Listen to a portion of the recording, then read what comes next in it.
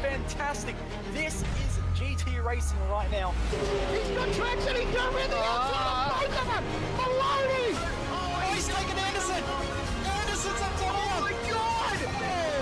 Big crash. Oh my goodness, half the field's going to get involved. Sec's very close. These guys are want to make their way through the field very quickly. Oh, there we go. Oh no! That's massive. This is it. This is over. I can't believe this. Oh my God! God, what? Are you new to sim racing, or maybe a veteran struggling to reach the next level? Have you ever wondered how the aliens reach impressive lap times that seem impossible to achieve? If so, you're not alone. Most drivers reach a certain level and get stuck. But getting faster on track is easier than you think. Vrs coaches are some of the best sim racers in the world and offer one-on-one driver skills training at affordable rates to help new drivers learn the basics and help experienced drivers break through to the next level. Are you ready to get faster and get off the iRacing roller coaster? If so, VRS one-on-one personal training is for you. If you've invested in your equipment, it might be time to invest in yourself. Just go to virtualracingschool.com and sign up for a 30, 60 or 90-minute session with one of our world-class coaches, and you'll learn exactly what to do for faster lap times and more podiums.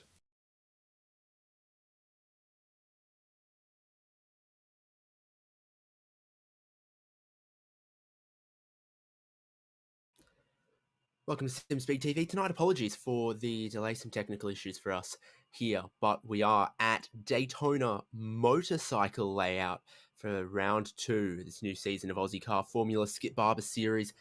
Race 1, the 15-minute race, has just concluded and it was absolutely thrilling. Jason Fewens, I think what we're seeing here at this circuit is while we missed the banking from what would be turn 6 or turn 7 around towards the bus stop, from the bus stop chicane to the finish line is exactly the slipstreaming you'd expect to see from these Skip Barber Series cars, with a huge chunk of wide open throttle on the banking of famous Daytona International Speedway. Yeah, thanks, Dave. It was really suited to these cars, this particular track. It really gives the cars a chance to stretch their legs, particularly on that big long run to the checkered flag like we would have seen in race number 1.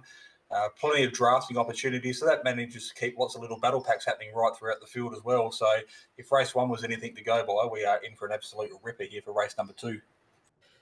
Yeah, it's textbook for the skippies at Daytona, or on any roval, be that may. Ben Snell, I think, might have come from 4th or 5th in the pack to nab that win. There's such a huge run, such a huge potential to grab some positions between the bus stop chicane on the far side of the circuit and where the start-finish line is, by the pits and by all the grandstands as well. So there is your finishing results. It was the top 5 altogether. They managed to shake everyone else. Ben Snell from Russell Clark, Alex McCullough, Cam Dance, and John Schultz. Shortly, the drivers will be going towards the longer race number 2 with the compulsory pit stop, and that is going to put a lot of pressure on those pit stops and on that strategy, because staying with the pack obviously has some huge benefits on this circuit and on this layout. If you time it right, you'll look a hero being with that leading pack and being able to contend for the win on that final lap. But if you drop out of the pack because of a poor pit entry or a poor pit stop time, that'll be pretty gutting. It'll be tough to make that up. Yeah, draft, like I said, draft is going to be absolutely critical here. So it's going to be quite important. You either work with somebody or you don't get in a little fight with them, because you're only going to be at your own detriment if you try and persevere with that for too long. So it's really about working together, making sure you're there at the end of the 14 minutes, 14 laps, 30-minute race that we're coming for. So it's really all about buying a ticket to the last couple of laps. Yeah, precisely. Decent grid of drivers. We had 25 take the start of race number 1, and most all of them, look like they've stuck around. Your Skip Barber Series regulars here in Ozicar, and of course Cam Dance returning. He had strong pace at Knockhill first time out, but I think definitely struggled for the results. He was briefly on the final lap running in first and ended up finishing 4th. A real lottery and a real mixed bag on that final lap of race number 1. To the warm-up right now, with 90 seconds to go before they grid for race number 2, which is going to have that strategy element to it. And this motorcycle layout is slightly different from the regular road course, which is going to get a lot of love at the end of this month. And it's sort of, it goes a little Mickey Mouse in the infield, I think, but then it rejoins on the back straight before the bus stop, and from there to the line is the same as any other Daytona road course layout, except for the NASCAR one. So that final sector delivers exactly how you'd expect. Yeah, quite a few drivers here tonight are really going to have to plan how they're going to do their strategy for this race, whether they're going to pit early, pit late. I think it's all going to matter of where you find yourself after the first couple of laps. So drivers are out on the track at the moment now, finalising their warm-up, making sure they're in the right frame of mind. So when we come back, the lights will go green and we'll be ready to rock and roll. With the tyre change, there's always a little bit of an overcut to be had because the cold tyres are a bit of a handful initially. How long the drivers can go into the race before they take that pit stop is going to be dependent on the fuel mileage as well. So there might be some fuel games if you can stay with the lead pack, but on the tail with the slipstream rolling out of the throttle here and there, you might be able to run long to have a little bit of an overcut, and that could be a winning strategy or something we see employed. Progressive grid this season from race 1 to race 2. So, yeah, Ben Snell is going to start from the pole position. And interestingly, you rarely see this, Jason Fewens. It's a standing start on the banking. Yeah, it's going to be tricky. A lot of these drivers aren't necessarily, haven't probably practiced it. They've been out there doing laps all week and making sure they've got the car dialed in, but it's really going to be critical to maximise that clutch release, not actually bag up the tyres, because one tyre will obviously have a lot more load on it than the other. And I've definitely seen in other forms of racing here on these ovals for standing starts, the start can get pretty messy. Quick grid, so we'll recap it if we can, but of course it is the results from race number 1. So Ben Snell on the pole position, down low on the banking there, I think, as well. Russell Clark in second is going to be up high, staggered behind him. I fancy Alex McKellar's starting position, down low on the banking, on the inside line, probably going to get away pretty well, unless you can convert some of that momentum from the high line to give you some speed and a good getaway. You need to turn down quite sharply. It'll be interesting to see what happens. Flicking through your grid there as they're going to start. It's got the times from their qualifying, which is not entirely representative, but the revs ready to go. Ben Snell down low up front. Russell Clark starting on the high line. If he sweeps down immediately, that might convert a little more momentum, and instantly almost everyone looking single file on the low line. Short run towards the turn 1 braking zone where the track sharpens from the kink in towards the infield, narrows up through 2 and 3, and then they get towards the first horseshoe. Looking clean so far from everyone up front. I think the wise heads are going to know that this is not going to be won on lap 1. You just need to be in that leading pack before the pit stops and after the pit stops. Yeah, I think Sean Doyle might have caught out there at the start as well. I think I'm pretty sure I saw him creep away before the lights went green, so he has taken a big step backwards in the field. Obviously, he stepped out of it in the first couple of corners not to cause anyone any grief, knowing he's bound to have a penalty coming up. So we'll have to keep an eye on that in the first couple of laps to see when he's actually going to serve that. It looks like everybody's switched back in the motorcycle layout where they then take the second horseshoe in the opposite direction and cut through the camping to the back straight. So taking a different layout than you might typically expect. This is where the drivers then switch right, go past some of the RVs, great camping spots available near the lake at Daytona, and then boom, straight out onto the back straight, heading towards the bus stop. Ben Snell still leads, but this is where that slipstreaming gets really, really powerful. Yeah, the draft train's really going to sort a few of these drivers out here. So very important to keep off that inside curb through the bus stop, because that can be quite detrimental to the race. A lot of damage can be done to your suspension. So we're on board Russell Clark now. You can see that draft taking effect. He decides to take the high line on the outside very early in the race, but working together with his teammate there to complete the first lap.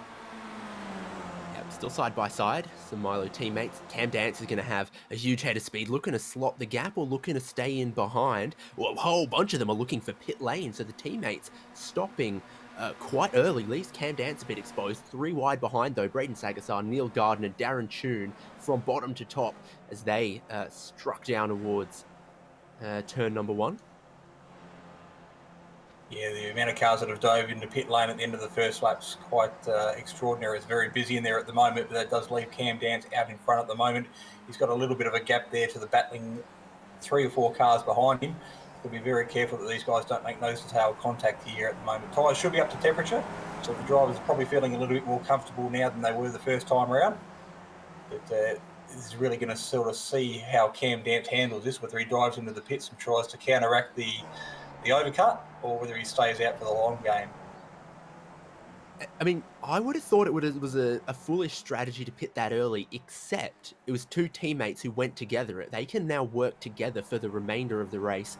Dance has no such help, all on his lonesome here, and some of the drivers behind who stayed out look like they might be fighting each other a little bit, immediately behind for 2nd, 3rd, and 4th, and that's not going to help them catch Cam Dance. So, yeah, I would have thought going long was probably the way to go, but you got to play the cards how they fall, and the teammates have decided to take things out of the hands of Cam Dance early.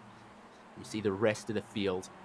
Are they going to react, or are they going to go long? Braden Sagasar, every kind of sideways through the bus stop there, really hurt his momentum off, and Gardner shoots through in a second, and I think Tune is going to follow him through as well. It lets some of those other drivers behind, who have we got? Simon Clayson, Tim Harris, Nathan Verney, all close up the gap too.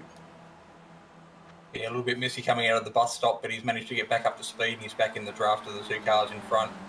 So he's slipped from what was 2nd back to relatively 4th on the grid at the moment. But it looks like Cam Dance at the moment staying out on the track. He's 1.2 seconds clear of the cars behind. So, no, looks like Dance has decided to counteract that dive into pits by the Milo guys. So he has run into pit lane at the end of lap 2. Sagasar and Clayson's followed him in, and therefore Tim Harris, Neil Gardner, Darren Tune, that group goes through to be the lead of the race for the minute. Still very, very early in this one, and interestingly, a gap between Ben Snell and John Schultz. How did that form? They are not able to work together. Wow. So Dance, McKellar, and Snell for the net lead are all together, but John Schultz is through the pit stop phase, dropped away from him a little bit. Yeah, it's not just a little gap, it's nearly 4 seconds, so something's happened there we didn't actually pick up on, but we'll wait to see. They may be able to work together with a long way to go here in this race, 30-minute race, and it is nearly 2 minutes a lap, so plenty of time to recover, and there's no need to hit the panic button just yet. So early on in this one, lap 3 of 14, but I am staking it that group, Dance, McKellar, and Snell, is where to watch for the win. We ride on board the infield motorcycle layout. All the lighting is set up for the conventional road course. You take a turn into the dark, very close to whoever's parked their car there, and all the other 40-foot RVs. Sagasar in, do I call it net 4th? 4th of the cars that have pitted. Desperately wants to hook that slipstream of the 3 in front. That is way easier said than done if they don't all get their shoelaces in a tangle.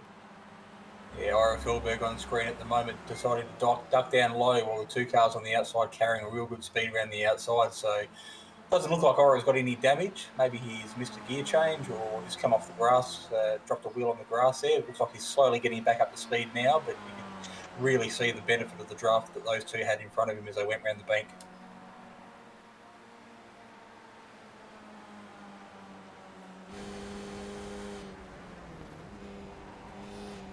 This is bordering on a bit of a disturbing livery, but yeah, good battle pack here.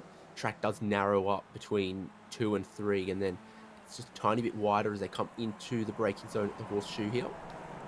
This is where the track then deviates on the exit here. Instead of taking the fast left kink towards the next horseshoe, we've got a bit of a switch back, 90-degree right into 90-degree left.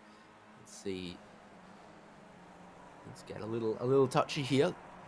Harvey might feel like he's being held up by Lesueur.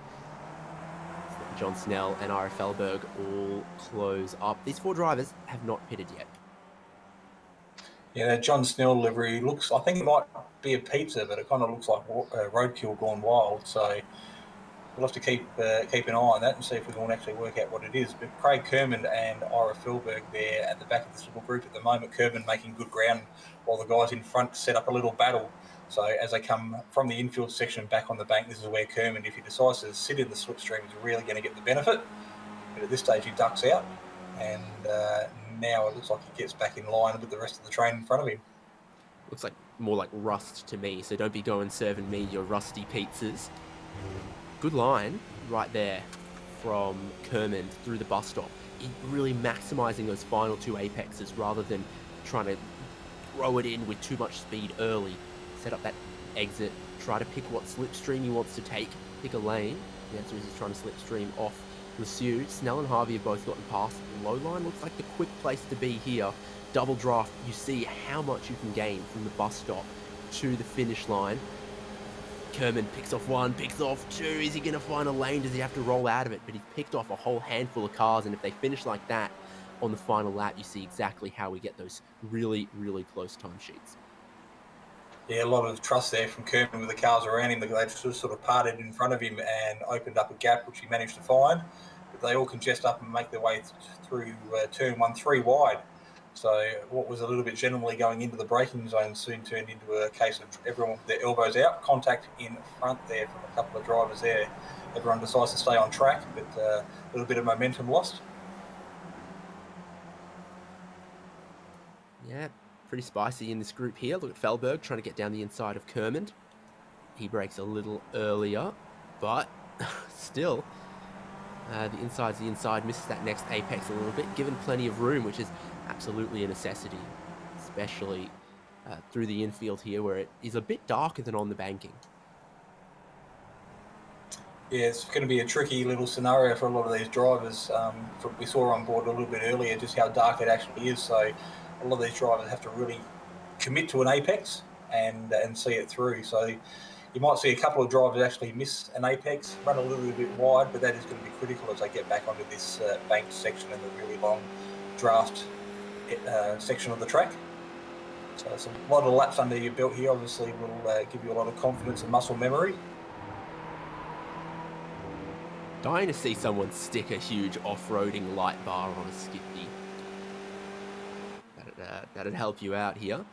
Gain Lesueur goes pretty high. Looks like he cedes the position there almost to Ben Snell, who has pitted. So a driver who's made a pit stop, and that group of cars starting to catch these guys. This is going to get interesting here. So Ben Snell, net leader, hoping to maybe use some of this traffic to put some space between himself and Cam Dance and Alex McKellar.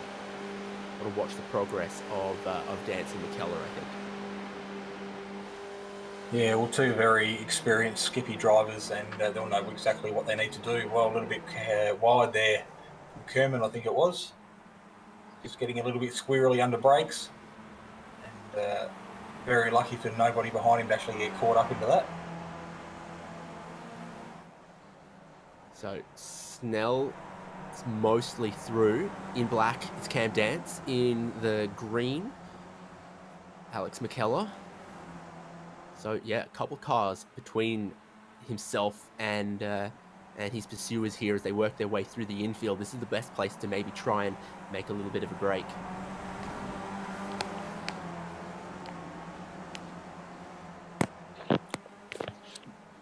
So plenty of little battle packs forming right throughout the race here at the moment. So it doesn't matter where we look on track, we will find a couple of cars going 2-3 wide in certain sections. But at the moment, this is the battle we're focusing on at the moment. It's Ira Felberg, Craig Kerman, John Schultz. There might be Ben Snell in there as well as they come out of the darkness. So plenty of action on track here at the moment as Darren Lesueur sits at the back of this group.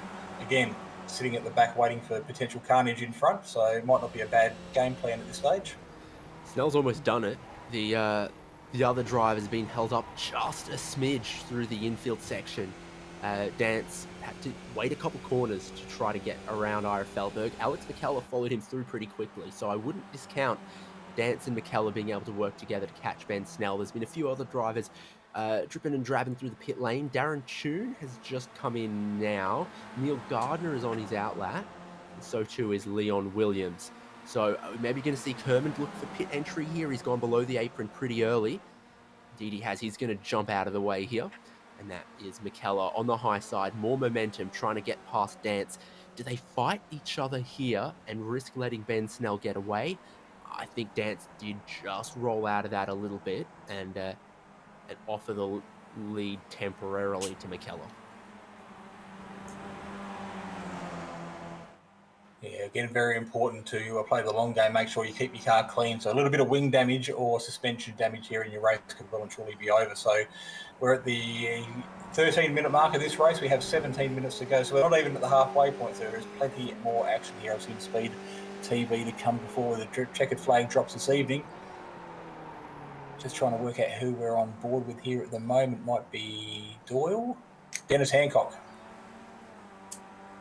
So looking quite comfortable as he makes his way through the infield at the moment, currently sitting at third on track.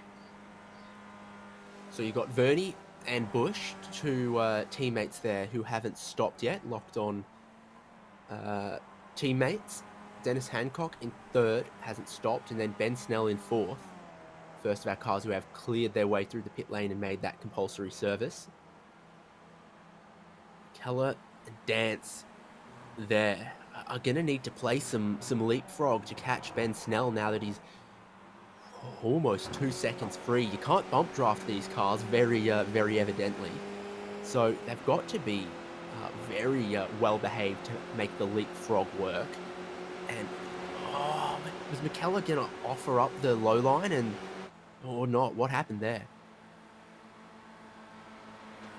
Yeah, I don't know whether these guys are in the same room and actually communicating with each other, but obviously getting the job done there, and they are doing exactly what you said, leapfrogging, so they know what needs to be done to catch the car in front, but the communication between these two probably has to be a little bit better than what it was just shown. But plenty of skippy laps under the belt here, so no doubt experience will come to the foray at the end of the day.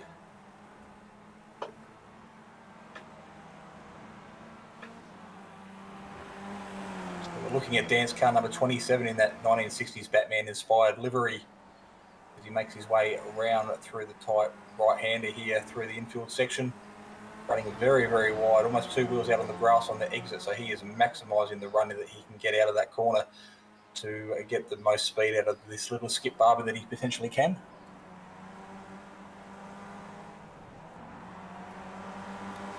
Yeah, and as we anticipated, the pit stops have broken up some of the packs that otherwise form on Daytona, but some of them starting to work back together. Now, you got Sagasar and Schultz who stopped, Ira Felberg who hasn't. Oh, and he almost catches a little bit of the grass.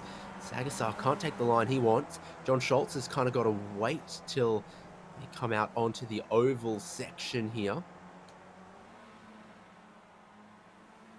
Again, Sagasar and Schultz would like to catch Dance and McKellar, and they were pretty close, but this extinguishes some of those hopes.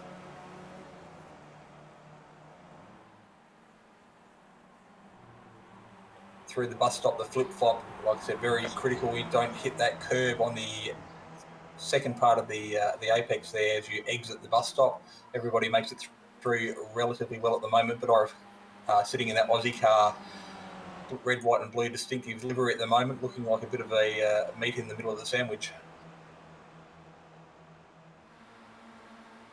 And you can see it. Let Neil Gardner catch them a little bit. He is right there in the golf colours, picking up a decent slipstream. Schultz and Sagasar can almost box out Ira Felberg a little bit here.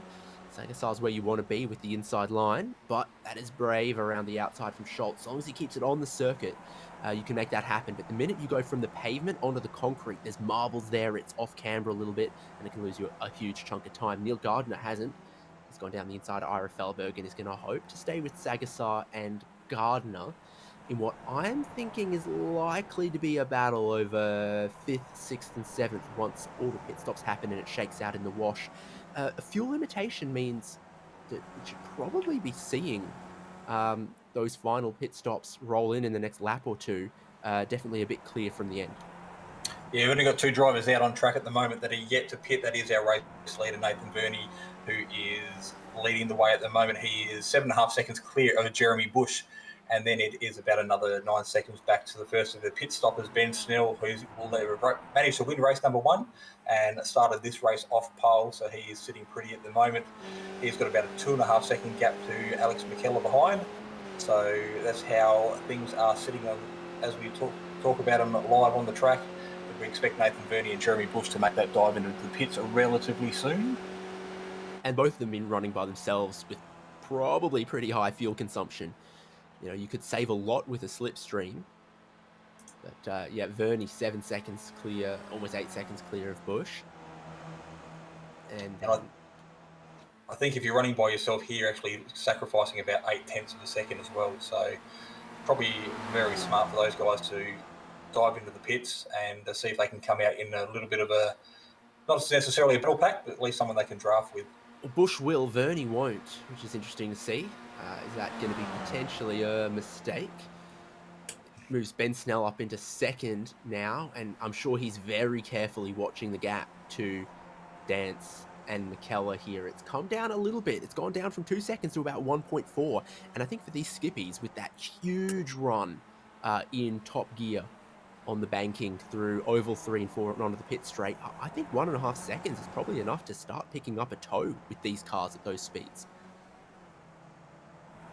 Yeah, and if you can get the double draft, that'll be more beneficial yet again. So we jump on board. We have a quick look at a VRS replay here. This is Ira Felberg. We are focusing on, so currently up 9 positions from where he started, but he went Did he get that hard inside right. wall? Did he get the inside wall? Or just the grass before the pit lane divider? Yeah, it didn't actually look like he hit the wall, but it certainly had some kind of effect on the trajectory as he made his way through the corner. So jump on board, we'll get an absolute driver's eye view of exactly what happened. Now watch what that front left does. Oh, no, he gets a slide on and then catches it. And as happens, the catch then snaps back in the other direction. The old Scandi flick.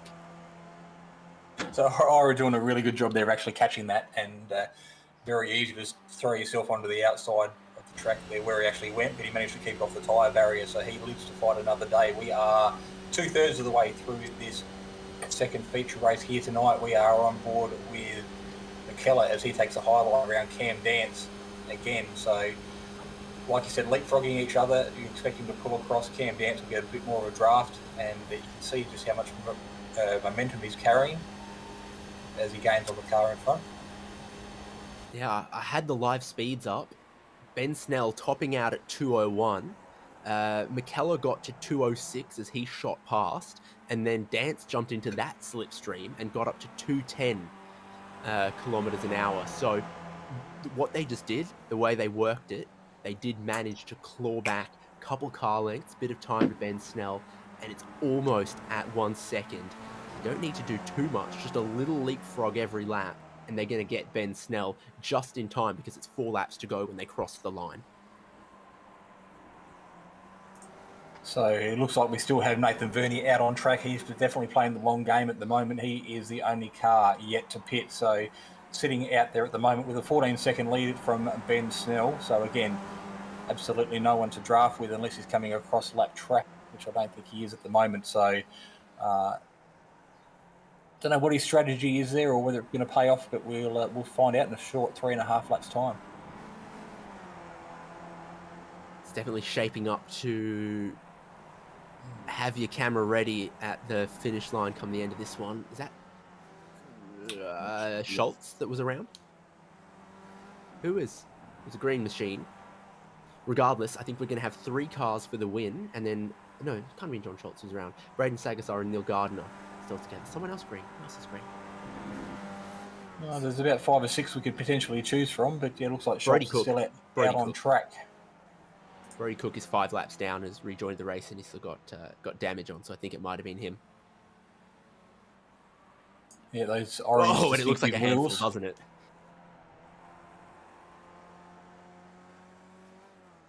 Yeah, it looks like he's got his front wing and his rear wing, but it's going to be a long 3 laps for him to see the end of this race home if it's handling like that at the moment. But we are back as we focus on the lead group. This is McKellar, Dance in front. So again, dragged a little bit more time away from Ben Snell out in front. And they just need to get a little bit closer to Ben Snell. They'll pick up that slipstream and he will be utterly defenseless, but it is tough work chipping away at it till they reach that eureka breakthrough moment about 1 second off and therefore in the slipstream without the leapfrog. Sagasar got around John Schultz as well in that next battle, so two really exciting groups of three is going to decide our top six and some of the big points payouts. These three are going to race exactly like how we're going to see the top three race too. And if there does happen to be contact with anybody up in front, these guys could be looking at a little sneaky podium themselves. So they're racing for absolutely everything here at the moment. As you see, car 16 there of Sagasar darting across the front of John Schultz. So they're going to be very careful not to make that contact. Sagasar out on the grass. That'll affect his run down this straight. Just might be the opportunity that Schultz was looking for. He goes for the high line up against the fence to try and get a little bit of side draft and open up that entry into the bus stop. But they stay in the positions on track as they were. You almost want to be a bit further back heading into the bus stop so that you do pick up that really powerful slingshot rather than just being able to get side by side, because the overspeed you need to be able to go around on the high line is a fair chunk. So they're going to go side by side. He's going to get his nose in front. Nathan Verney pits, by the way, really deep in this race. One of the last drivers to stop, and that is going to elevate Ben Snell, Alex McKellar, Cam Dance into the podium positions. So Nathan Verney there, front of his car goes up, two front fresh tyres go on for what is going to be potentially a two-lap sprint for the checkered flag for him. Be interesting to see where he comes out in the field, whether there is anybody around him, but a little bit late to be making any moves for some positions up the front. Looks like he just might have a drafting buddy in Simon Clayson as he exits the pits.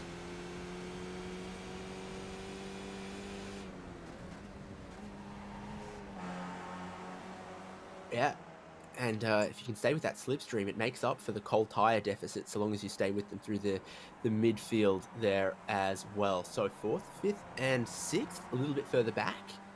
7th and 8th. Nathan Verney on that outlap, still trying to manage his cold tyres.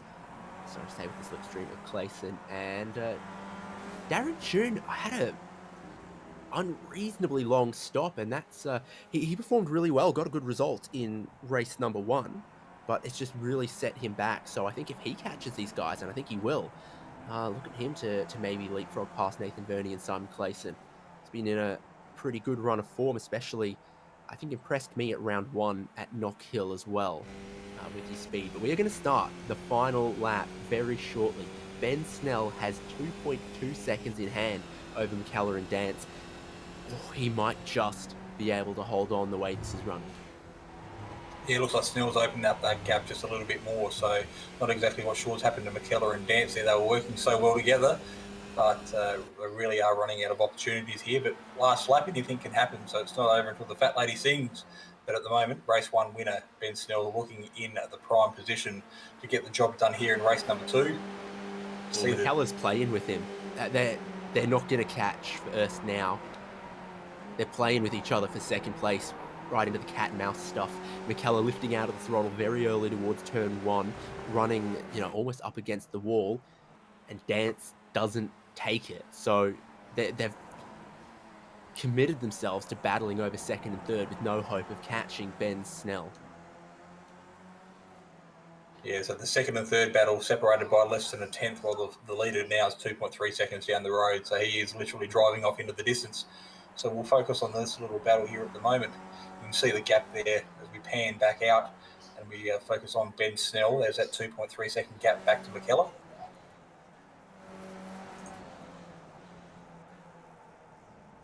Well, he clean swept some of the gravel at Knock Hill, but Ben Snell's on target to clean sweep the race wins at Daytona. If he's got the fuel in, if he makes no mistakes, in textbook so far. And he's got Brody Cook up the road that he might need to be careful of as well. Is lap 14 of lap 14 right now, and for Ben Snell, a clean run through the bus stop is all he needs. He's super sideways there, but he's kept it on the road. He's 2 seconds clear, just got to keep that throttle at 100% till he sees Barney with the checkered flag. He's going to even pick up a slipstream off his lap down teammate here. I think that's intentional. Cook has been circulating a little bit off the pace. It's just happenstance and circumstance. The games are on for 4th, 5th and 6th as well. So for Ben Snell, no worries, no dramas. Checkered flag awaits him, but for 2nd, 3rd, 4th, 5th, 6th, don't even pencil it in yet. Ben Snell, pole sitter to race winner in race number 2 at Daytona Moto in Ozicar Skip Barber Series. What's going on behind? Well, Dance is somehow going to hold on to 2nd from McKellar, I think. Sagasar and Schultz and Gardner were 3 wide, and then we've got 3 wide Clayson, Tune, and Verney. Verney's down low with the short run, but Darren Tune managed to grab that 7th. Yeah, great driving there from everybody as they make their way through the field. Car 61, Matthew Harriet on screen at the moment. A bit of a lonely drive as he crosses the finish line to complete his 14 laps here tonight, completing round number 2. So still battling in the background here as well. This is Craig Kerman and I think Scott Harvey. Dennis Craig Hancock. Kerman. Dennis Hancock, of course it is, in the distinctive black and white car there. And now it's Scott Harvey crossing the line.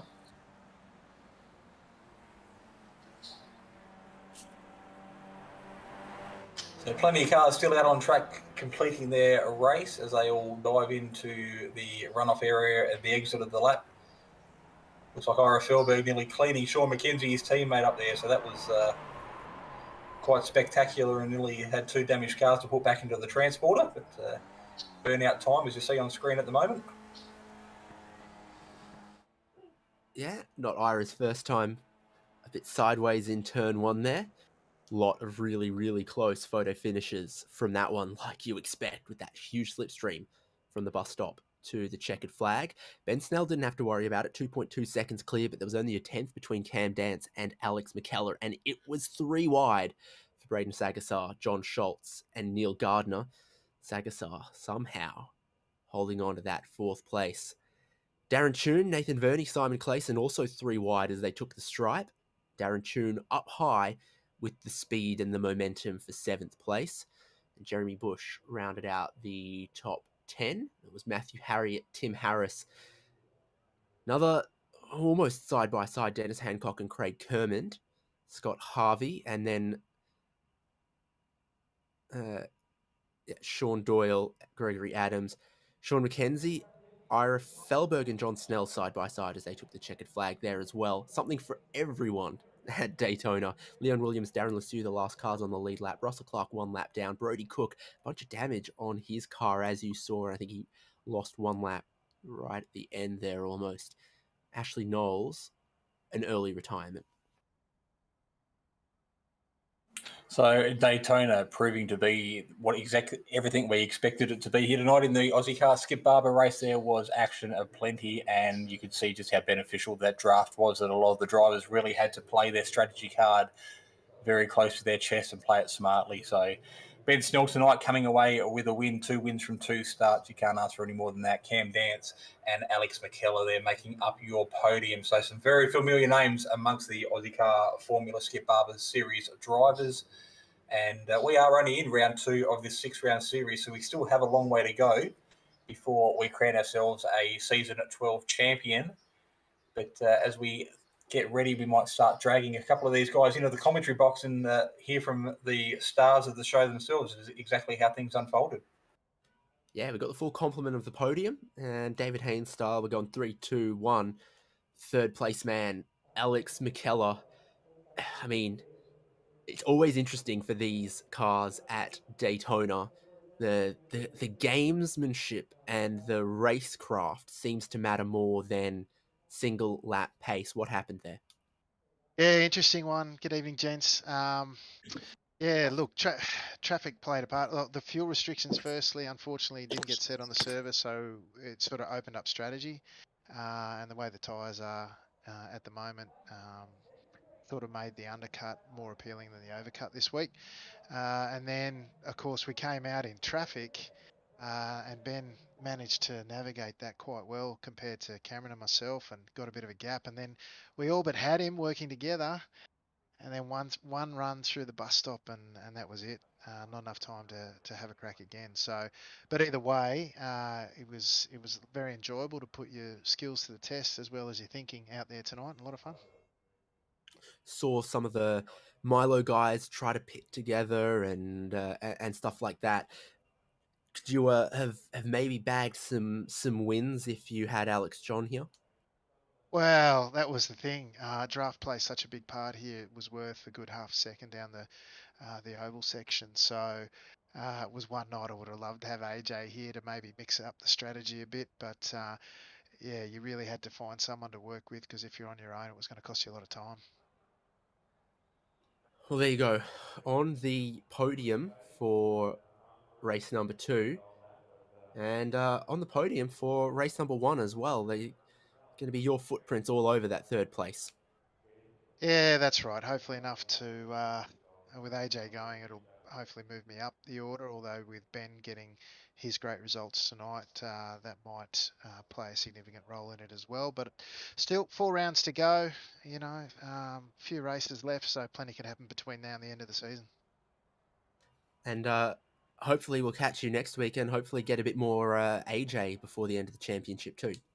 Yeah, he's hoping we're not out of the teams, because look forward to battling away with the Team Milo boys this season as well. Thanks, guys. Peace. 3rd place man, Alex McKellar, and Jason Fewens has already gone and grabbed Cam Dance, 2nd place man. So, Golden Boy of Simspeed TV, Cam Dance, welcome to the commentary box to recap how round number 2 went here in the Ozicar Skip Barber Series. How did you find things in race 1? We actually didn't get to see, but qualified 2nd, and that finish there was separated by less than a 10th and a half, and we managed to score a 4th there, which put you in good stead for race number 2. And, of course, we broadcast that and walked away with the podium here tonight. So a good result for yourself? Yeah, 100% compared to round 1. It's certainly an improvement, but yeah, a little bit gutted that we didn't quite get a win, and 2nd was about as good as we were going to get. But yeah, still reasonably good results at the end of the day, especially towards the championship. So can't complain too much for that. Still plenty of racing to go, so we'll just keep soldering on, and if we can keep scoring consistent point scores like this against the rest of them, we'll be all right. Yeah, well, you've got plenty of Aussie car championships under your belt already, so you definitely know what needs to be done to be there at the end of the season. But we did make comment throughout the broadcast that with a lap to go, you just kind of jumped off the back of Ben Snell there, and yourself and McKellar were really battling for 2nd place, and a bit of cat and mouse going on there leading into the last lap. Yeah, but we actually were starting to catch Ben, and we actually could have caught him, but Alex unfortunately got a little bit of a bad run on onto the oval out of the bus stop on one of the laps, and we pretty much had no chance of catching Ben after that, unfortunately. So a little bit unfortunate there, but yeah, it was because of the way that the draft is and how strong it is, and the fact that you've got that massive run from the bus stop all the way to the start finish line. It was just all about positioning yourself right and making sure you're going to get the run on whoever you were fighting with, and especially in race 1 where there was about, I think, 4 or 5 of us all battling for the win. We all had to pretty much set ourselves up one way or another, and yeah, it ended up being pretty hectic in race 1, but yeah, it was just positioning and making sure we put ourselves in the right spot. So definitely this car was very well suited to the track here tonight, with the draft being so critical. But we're off to Watkins Glen next week for races 5 and 6 in round number 3. So again, quite a bit of undulation there. The car's going to move around quite a lot. So are we going to see you back next weekend to see if you can continue that podium run? Yeah, 100%. I'll be here pretty much every single round, so I'll be hoping to try and get another one of those trophies from Trophies Plus. So we'll see what we can do at Watkins. It's obviously probably going to be quite another draft fest as well, with the fact that it's going to be the classic layout. So we'll keep doing what we're doing and see what we come out of that. All right, well, congratulations on 2 great results tonight. Again, a 4th is nothing to sneeze at, considering everybody was separated by less than 0.2 of a second there in race number 1, but taking away chocolates and some silverware there in race number 2 when it really mattered for the feature race. So kudos to you, job well done, and we will maybe talk to you next week if results fall your way. Yeah, hopefully we can put the Tech Centre Fitstone Motorsport car on the podium and in victory lane. That 2nd place getter tonight, Cam Dance. doing a stellar job there to secure the second spot on the podium. And we'll throw over to Dave, and he will be speaking with our winner tonight. Yeah, exactly. The man, the myth, the Benigma, the clean sweep winner at Daytona. Congratulations. Thank you very much. That was super enjoyable. Yeah, utilizing the strategy very well, and then obviously your eyes probably wore out the relative box that's going to be burned into your retina after race number 2. But in race number 1, a near 5 wide finish, and you timed that one well. Yeah, the first race was kind of I had to think on the fly because I got a slowdown coming through the bus stop on the second to last lap with these new the new off track and slowdown limits through there. It's way different. So unfortunately, yeah, you got to slow down. Had to go high and let everyone through, and I thought I was done for. But then Russell did some Russell things, and everyone bunched up, and I managed to get onto the back of the pack, and then coming through the bus stop, had a good enough run to have a look, and thankfully there was enough room for me down the bottom, even though everyone's like, oh, I don't know how kind that was from Russell letting you in there, but I guess it's the joys of having a teammate in the front pack, and when you got Green next to you, he lets you do stuff like that. Yeah, you got on, put the apron on, and started cooking with gas down there. And to talk about that teammate strategy, because obviously pitting together in race number 2 didn't, well, it worked out for you, but for the team, what happened there? Russell hit the wall on pit exit and broke his car. But Ira, normally we're limited to 7.9 litres, so we have to pit in the fuel window, but we had unlimited tanks tonight, so we went back to the old school strategy of pitting lap 1, because that's the least time you spend with mismatched tyres, and so that was the old strategy we used to use. So we went, we'll go back to that, and then thankfully for us, Cam covered and came in lap 2. Otherwise, when we caught that big pack of traffic halfway through, and if Cam hadn't pitted, I think we would have been the opposite situation. It would have been me and Alex trying to catch Cam, not those two trying to catch me. And it worked out well for you in the end. This moto layout looked pretty dark in places. Yeah. Basically, as soon as you started going through the tight, twisty sections, which is where you really want to see the track, it got super dark. So thankfully, there's big yellow curbs on all the apexes, and basically, I was just aiming for those every lap, and it seemed to work pretty well. Should just ask some of those RV campers to turn their porch lights on, and that'd help you a little bit. Oh, maybe either that, you get dazzled. Well, very, very dominant display here for race 2. We know no Alex John, and this is a points format in Aussie car that always just rewards making sure you get some points every single race. I mean, surely puts you in a good position with still 4 rounds and plenty of racing to go. Yeah, I would like to not talk about championship stuff, because every time I seem to do, I end up having a really bad run. But obviously, the last few seasons, I've had either a couple of really bad rounds, or I've just completely missed rounds. And basically, once you miss a round in this series, you're done for with the no drop rounds and the very tight point structure. If you lose 100 points or thereabouts from missing a round, you're absolutely stuffed in terms of a championship fight. So it's a good start, and hopefully we can keep the momentum going. And but yeah, just try and focus eyes forward. I know I've got a solid amount of pace in this car, so I'm just going to try and use that to the best of my ability. Lastly, how about that team's championship? I mean, obviously not an ideal result today for Russell Clark, but Alex John missing, and they still very much fancy the team's championship at Top Split TV, and there's always far too many locked-on cars buzzing around as well. Yeah, definitely. So obviously AJ missing 2 rounds is really going to put them on the back foot. But I can't forget white knuckle racing. I'll get complaints from Donna. And Sean's like really picking up a lot of pace, so it's great to see Sean up in the front fighting a lot as well. So yeah, definitely don't discount those guys. But the big thing that we're missing this season is obviously Chastity and Braden didn't come back, and they were the point team for the lockdown guys. So I think it is a little bit more of a green race at the front, but yeah, with Russell's habit of rustling things and my habit of crashing, I think Alex definitely have a shot at still taking 4 in a row. I think it would be if they get it again. Wow. Well, congratulations again. 2 podiums, and very well done playing that gamesmanship and that racecraft, as well as working your way through the traffic and banging in the quick laps when you needed them at the end of race number 2. Yeah, thanks, man. It's always good to have a run in the skippies, and gosh, massive thanks to Ira for putting on the series. Like, it's gone from strength to strength, and obviously everyone coming back every season shows how well he runs this series. And big thanks to you guys for putting on the broadcast and Fonty jumping in last minute to make sure that everyone has something to go watch afterwards. And of course, thanks to all the Milo guys for jumping in and having a good race. Catch you around, Ben. Thanks. So that just about wraps up what has been race number 2, round number 2 here of the Ozicar Around the World. Is it All World Tour? I thought it was called World Cup. World Cup, yeah, might be. So we're off to Watkins Glen next week to the east coast of America. Another track that's going to be very well suited for these cars. So it's going to be pretty exciting to see how everything unfolds again.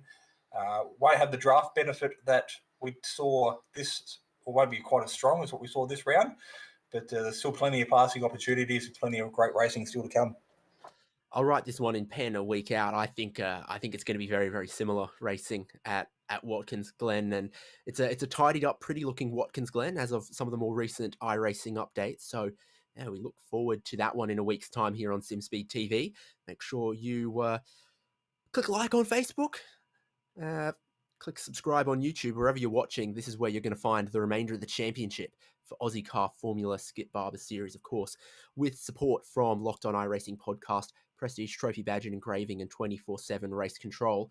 Been David Haynes, Jason Fewens with me, Scott Fountain behind the cameras there as well for this round 2 of record-breaking Season 12 of Aussie Car Formula Skip Barber Series. Look forward to seeing you next week, next Thursday night from Watkins Glen.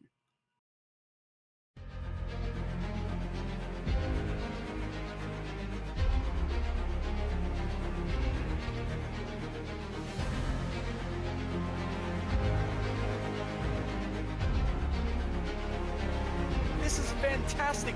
This is GT racing right now. He's got traction. He's got with the outside. Both of them. Maloney.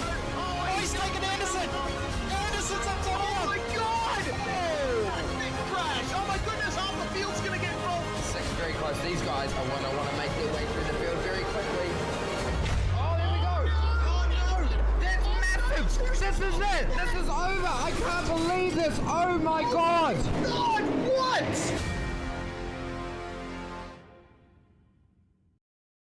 Are you spending a lot of time looking for setups and struggling for faster lap times? Are you tired of searching online for answers? Would you like to get setups, analysis and tutorials from some of the best sim racers in the world like Ralph Alla, Mitchell de Jong, Martin Krunker, Josh Rogers and many more? If so, virtualracingschool.com is the answer you've been looking for. VRS data packs provide hot laps from our professional coaches for you to analyse and replicate. They provide tutorials that walk you through the fastest laps and what the pros did to achieve the best times. And they provide the setups you need to ensure your car is competitive in both oval and road racing. If you're ready to get faster and reach more podiums sooner than later, just go to virtualracingschool.com and sign up for a free account today.